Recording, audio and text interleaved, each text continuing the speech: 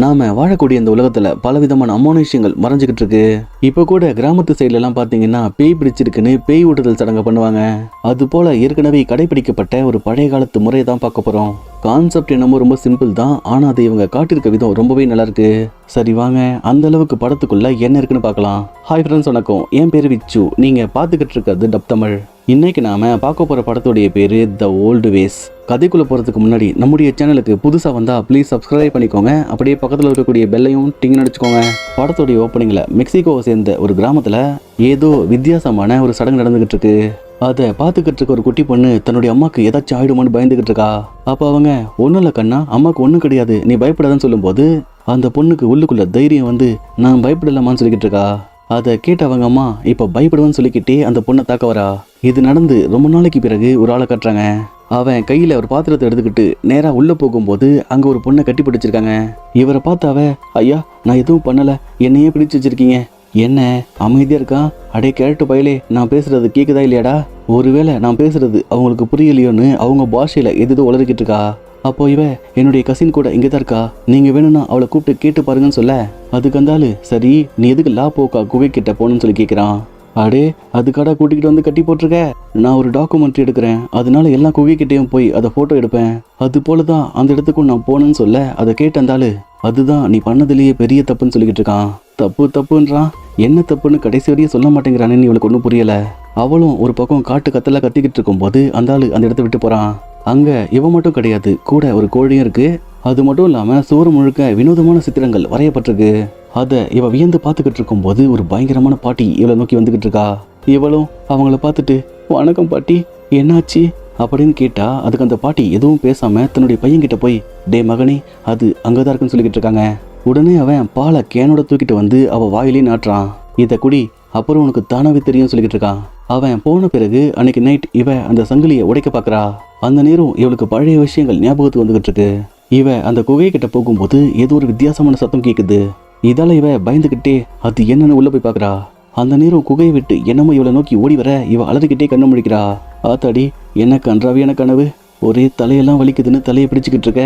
அந்த பாட்டி கதவுக்கு வெளியே நின்றுக்கிட்டு இவளையே பார்த்துக்கிட்டு இருக்கா.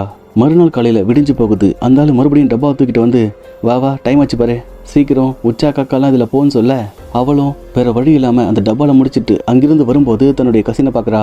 அடியே உன்னை பார்த்த பிறகுதாண்டி உசுரே வருது, பைத்தியக்கார பசங்க கிட்ட மாட்டிக்கிட்டு அல்வல் பண்றேன்டி, சரி சரி சொல்லி என்னை வெளியே கூட்டிகிட்டு போ. எங்க கூட்டிகிட்டு போறது, அவங்க சொன்னபடி உனக்கு பேய் பிடிச்சிருக்கு. என்ன பிடிச்சிருக்கு, அடியே உங்களுக்கு தாண்டி பைத்தியம் பிடிச்சிருக்கு, நான் நல்லா தானே இருக்கேன், எனக்காக நீ ஒரே ஒரு ஃபோன் கால் மட்டும் பண்ணு, அதுக்கப்புறம் அதிகாரிகள் வந்து பார்த்துப்பாங்க.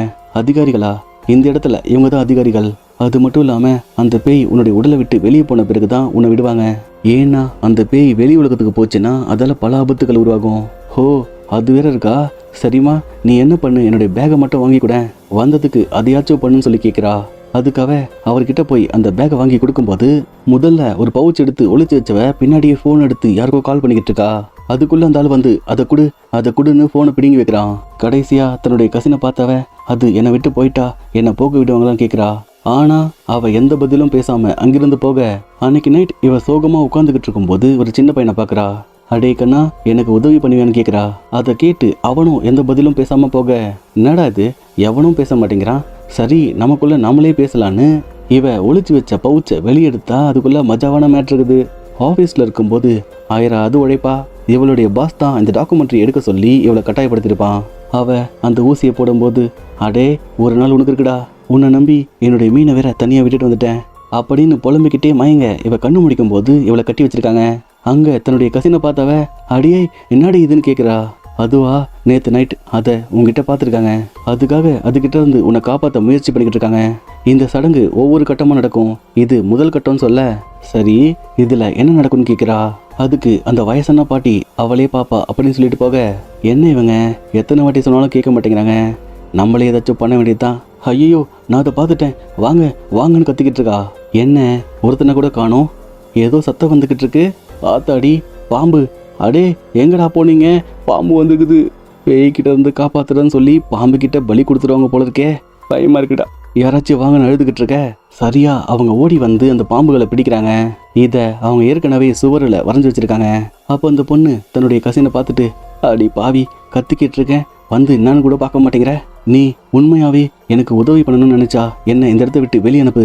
அதை கேட்டவ முடியாது அப்படின்னு எழுந்து போன பிறகு, ஏன்னா சின்ன வயசுல உன்னுடைய அம்மாக்கு கூட இது போல நடந்திருக்கு, அதை நீ மறந்துட்டியான்னு சொல்லி கேட்டிருப்பா. இதே யோசிச்சவ அந்த கோழியை பார்த்துக்கிட்டே ஒரு ஊசியை போட்டுக்கிறா. அந்த நேரம் இவ கண்ணுக்கு சில காட்சிகள் தெரிய இவளுடைய போர்வையை ஏதோ ஒன்று வேகமா இழுத்துட்டு அந்த அறையை விட்டு ஓடி போகுது. இவளும் பயந்து எழுந்து பார்க்கும்போது அந்த போர்வைக்குள்ள ரத்தமா வந்துகிட்டு இருக்கு.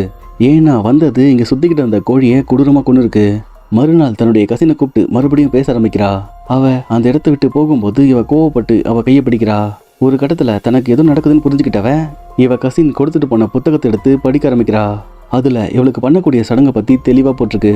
அவளும் அது என்னன்னு படிச்சுக்கிட்டு இருக்கும்போது அங்க இருக்கக்கூடிய விளக்குகள் தானும் அணையுது.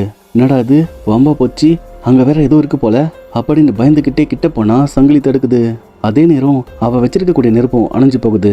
மறுநாள் காலையில விடியும் போது மறுபடியும் இவ கசின் இவகிட்ட வந்து, இது ஞாபகத்துல இருக்கா, உன்னுடைய அம்மாவை பார்த்து பயந்து இந்த பொம்மையை நீ கீழே போட்டுட்ட, இந்தா இது நீ குணமாக உதவும் சொல்லி கையில கொடுக்க.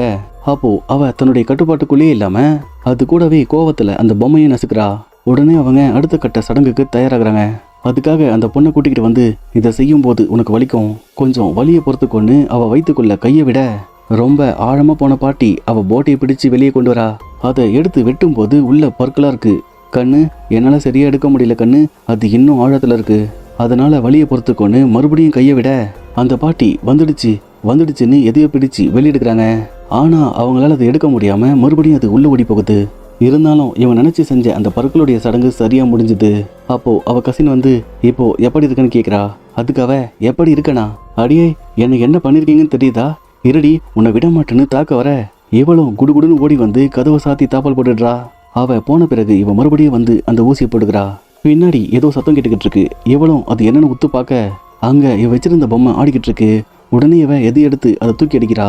அடைச்ச எலியா, பார்க்கக்கூடிய எல்லாம் பயன்படுத்துதே நினைக்கும் போது ஒரு கை வந்து நசுக்கி அதை இவகிட்ட கொடுக்குது.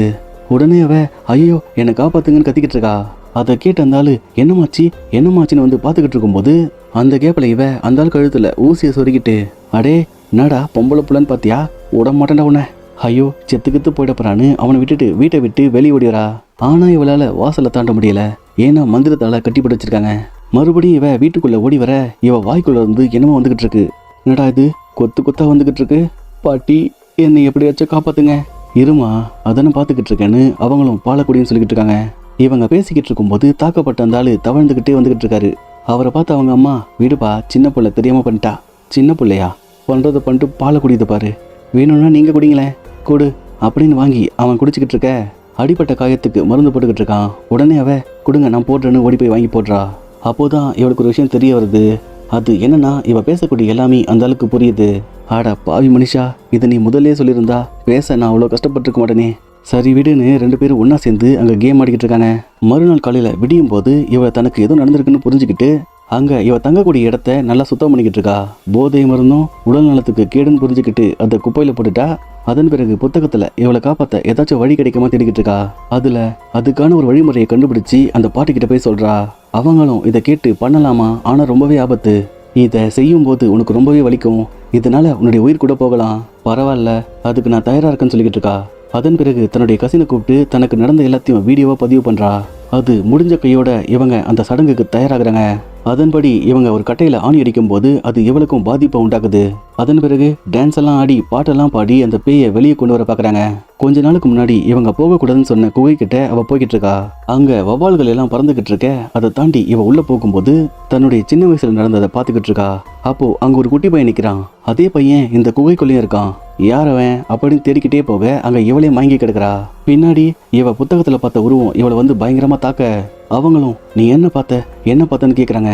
அதுக்காக நீங்க சொன்ன சாத்தானை பார்த்தேன், அது கூடவே இங்க சுத்திக்கிட்டு இருக்க பையனையும் பார்த்தேன்னு சொல்ல, நது பையனா அப்படி யாரும் கிடையாதுமான்னு சொல்லிக்கிட்டு இருக்காங்க. அதன் பிறகுதான் தெரியுது இவளை பிடிச்சிருக்கிறதே அந்த பையனுடைய ஆவிதான். அவனை இவ உடலை விட்டு துரத்து விட்டதால சாத்தான் கோவப்பட்டு அங்க இருக்கக்கூடிய எல்லாரையும் தாக்க வந்துகிட்டு இருக்கு. அப்போ அந்த பாட்டி கரெக்டா வந்து சாத்தானி என்கிட்ட வான்னு கூப்பிடுறாங்க.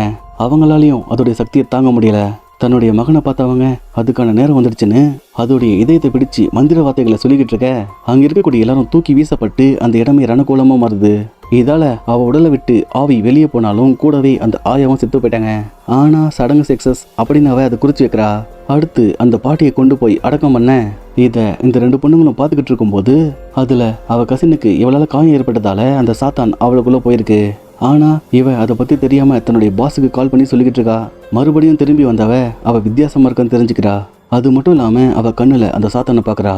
இதை அவள் கசின் புரிஞ்சுக்கிட்டு ப்ளீஸ் டி என்ன நீ தான் காப்பாற்றணும், எனக்காக மறுபடியும் நீ தான் அந்த சடங்கை பண்ணணும்னு சொல்லி கேட்குறா. அதை கேட்டு இவ ஒன்றும் புரியாமல் யோசிச்சுக்கிட்டு இருக்கும்போது அங்கே அந்த பாட்டியை பார்க்குறா. வந்து அவங்க வழிபாட்டுக்கான பொருட்களை அவகிட்ட காட்டுறாங்க. அதை கையில் எடுத்துக்கிட்டு அடுத்த சடங்குக்கு தயாராகிறாங்க. அப்படி இவ ஆரம்பிக்கும் போதே அந்த சாத்தான் அவளுக்குள்ள வந்து இவளை பலமா தாக்குது. இவளும் ஓடி வந்து ஒரு வழியா அதை ஆணியால் அடிக்கிறா. ஆனா ஒரு முறையும் ஆணி அடிக்கும் போது மந்திர வார்த்தைகளை படிக்கணும். கடைசி ஆணி அடிக்க வர அந்த பொண்ணு இவளை பார்த்து என்னை பார்த்தா பாவமா தெரியலையா, நீ என்னை விடாட்டி அவ என்னை கொண்டுடுவான்னு சொல்லிக்கிட்டு இருக்கா. அதை கேட்ட அவ ஆணி அடிக்காம அதை கீழே வைக்கும் போது இவ பண்ண எல்லாமே பழிக்காம போய் அந்த பேய் அவளுக்குள்ள வந்துகிட்டு இருக்கு.